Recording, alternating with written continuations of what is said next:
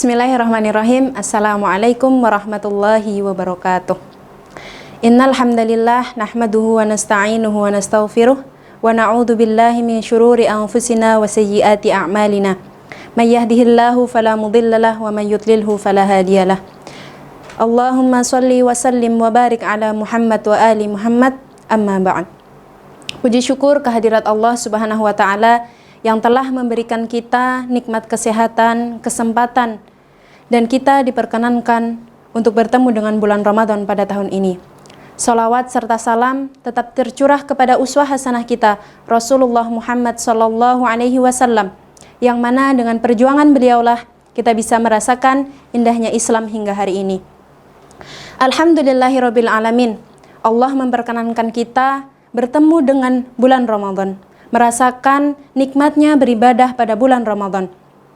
Namun, pernahkah terpikir dalam benak-benak kita, bagaimana jika Ramadan ini menjadi Ramadan yang terakhir buat kita? Sebagaimana kita ketahui bahwasanya kehidupan ini akan berakhir, sebagaimana berakhirnya umur manusia.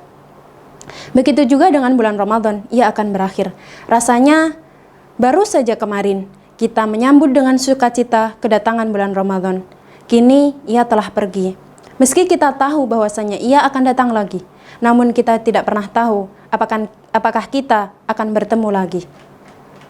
Karena kematian bisa datang kapan saja, memutus semua harap, termasuk memutus hubungan kita untuk bertemu dengan Ramadan yang akan datang. Hendaknya adanya bulan Ramadan ini menjadikan jiwa-jiwa muslim mampu meningkatkan kebaikan, menyebarkan kebaikan, dan meningkatkan potensi amal solih yang ada pada dirinya, sehingga dia berhak mendapatkan surga yang telah dijanjikan.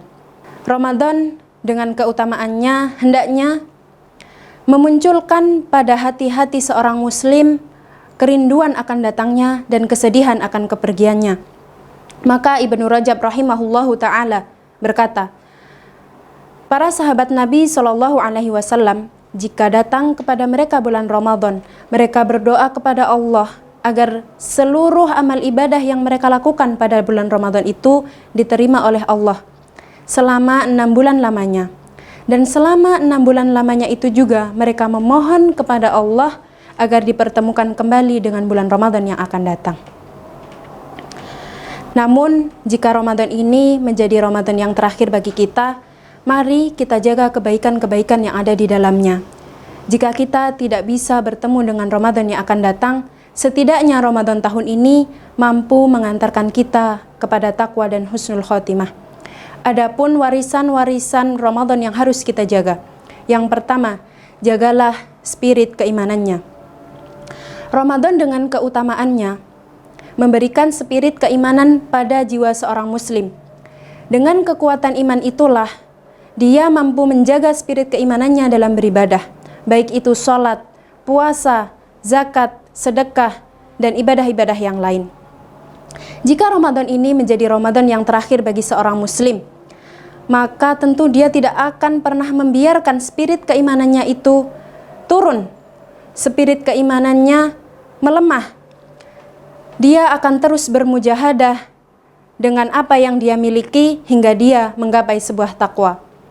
Sebagaimana firman Allah Subhanahu wa taala, A'udzu billahi minasyaitonir rajim, ya ayyuhalladzina amanu taqullaha haqqa tuqatih wa la tamutunna illa wa antum muslimun. Wahai orang-orang yang beriman, bertakwalah kalian kepada Allah dengan sebenar-benar takwa, dan janganlah kalian mati melainkan dalam keadaan beragama Islam. Yang kedua, jagalah tradisi ubudiyahnya. Momentum Ramadan ini adalah momentum di mana meningkatnya tradisi beribadah. Meningkatnya tradisi beribadah ini tidak hanya secara kuantitas, namun juga secara kualitas, baik pada siang hari maupun malam hari. Intensitas ibadah yang ada di dalamnya juga diperintahkan dipacu untuk mencari malam Lailatul Qadar. Sebagaimana Rasulullah SAW bersabda, taharrau lailatal qadri fil witri minal ashril awakhiri min Ramadan. Carilah malam Lailatul Qadar pada malam-malam yang ganjil pada 10 hari terakhir pada bulan Ramadan. Hadis riwayat Bukhari. Di dalam kita mencari Lailatul Qadar ini tidak ada yang dipacu di dalamnya melainkan ibadah-ibadahnya. Baik itu ibadah qalbiyah, ibadah jasadiyah maupun ibadah amaliyah. Meningkatnya tradisi beribadah ini hendaknya mampu kita transfer kepada bulan-bulan setelah di mana Ramadan itu berlalu. Yang ketiga, jagalah benteng-bentengnya. Amal yang paling utama pada bulan Ramadan adalah ibadah puasa. Puasa adalah sebagai benteng bagi seorang muslim. Benteng dari syahwat dan benteng dari api neraka. Sebagaimana Rasulullah sallallahu alaihi wasallam bersabda, "Innamas siyamu junnatun yastajinnu bihal 'abdu minan nari huwali wa ana ajzi bihi." Puasa adalah tameng. Puasa adalah tameng di mana dijadikan tempat perlindungan oleh seorang hamba dari api neraka. Puasa ini untukku dan aku yang memberinya pahala. Hadis riwayat Ahmad. Dari hadis ini ditegaskan bahwasanya puasa menjadi benteng yang kuat, benteng pertahanan yang kuat bagi seorang muslim dari pengaruh buruknya syahwat. Yang keempat, jagalah kemesraan dengan Al-Quran. Nabi SAW bersabda, "Iqra'ul Qur'an fa innahu ya'ti yaumal qiyamati syafi'an li ashabi." Bacalah Al-Quran karena ia akan datang pada hari kiamat sebagai syafaat bagi para pemiliknya. Al-Quran ini, Ramadan ini telah berperan menjaga hubungan baik kita dengan Al-Quran, dengan membacanya, mentadaburinya, dan mengamalkannya. Itulah pola-pola kemesraan hubungan kita dengan Al-Quran yang harus senantiasa kita jaga seumur hidup kita, agar nanti Al-Quran juga menjaga kita di dunia dan di akhirat.